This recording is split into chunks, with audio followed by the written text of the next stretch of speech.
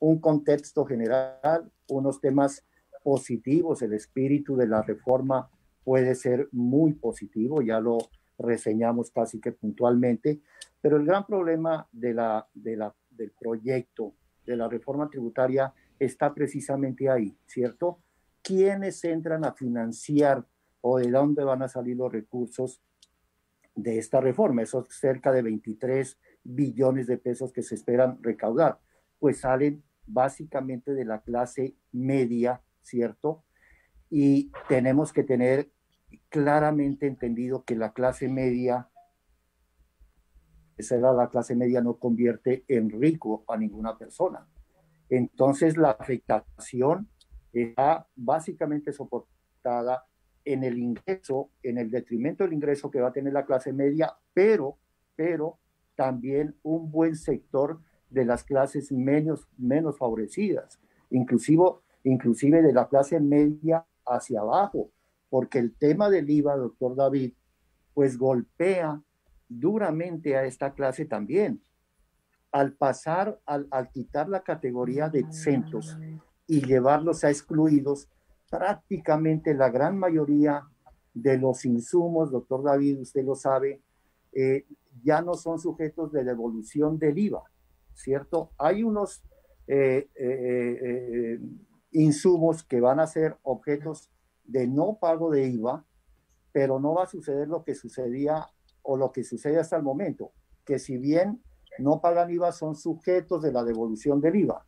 Ahora la categoría de exentos desaparecería, entrarían los productos a excluidos y obviamente esto encarecería los costos de producción. Todos los insumos que se generan en la cadena productiva tendrían un impuesto que está calculado alrededor del 5%, que ya el productor no va a poder pedir la devolución del IVA con respecto a ellos y obviamente tendría que cargárselo a los costos. Y ahí hay productos esenciales que pertenecen a la canasta básica y otros, pero que afectan el diario vivir de las clases menos favorecidas. Entonces, Nariño es un departamento que tiene unas connotaciones especiales, ¿cierto?, que nos hacen más débiles y obviamente en la medida que van a tener esta afectación, pues la situación económica se volverá mucho más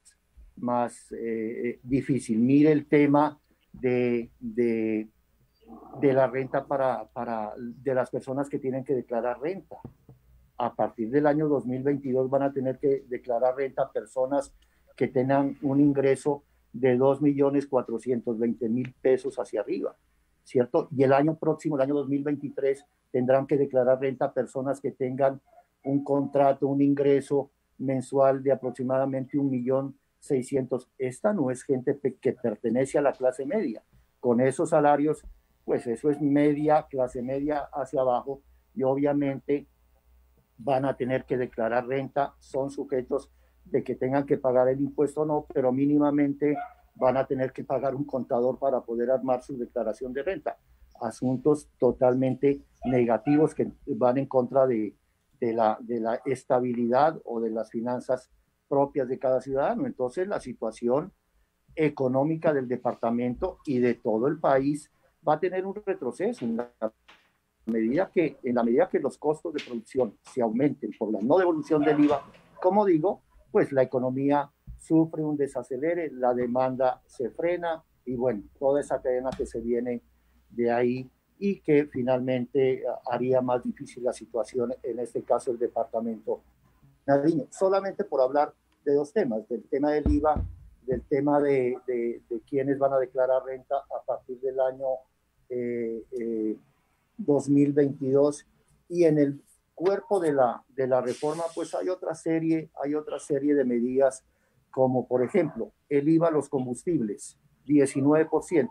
¿Cómo no puede afectar al ciudadano común que tiene que ir a la bomba a echarle gasolina a su moto, que es su implemento de trabajo?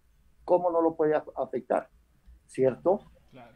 Eh, el tema de la posibilidad que los municipios tengan de montar peajes en las vías de su jurisdicción, un tema gravísimo, ¿cierto? Y que generaría pues también un daño financiero para los ciudadanos complicado. Bueno, y en el marco del proyecto hay una sinnúmero de impuestos, por ejemplo, el IVA al 19% a los servicios públicos para los estratos 4, 5 y 6, que también pues obviamente va a encarecer y va a hacer que sus ingresos reales se vean seriamente disminuidos. Entonces, como decíamos, y como el doctor David lo decía, lo positivo de la reforma, el espíritu de la reforma positivo. El problema es de dónde pretendemos que salgan los recursos, esta fuente de financiación.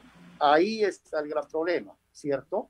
Y no se ataca suficientemente como debería atacarse el gasto público, ¿cierto?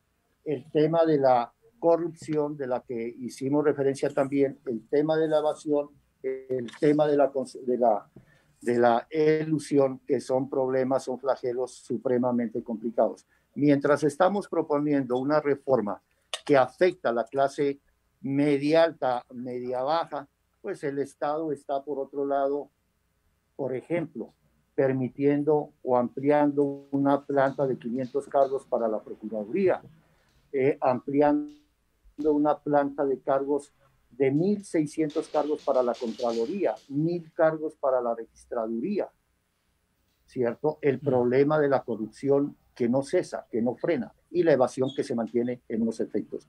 Entonces, mientras esas condiciones estén sobre la mesa, pues seguramente el malestar de la ciudadanía ante este proyecto de reforma, ante esta propuesta del gobierno nacional, pues va a ser evidente, va a ser creciente, ¿cierto? Y de llegarse a implementar, claro que las consecuencias serían negativas para el grueso de la población. Y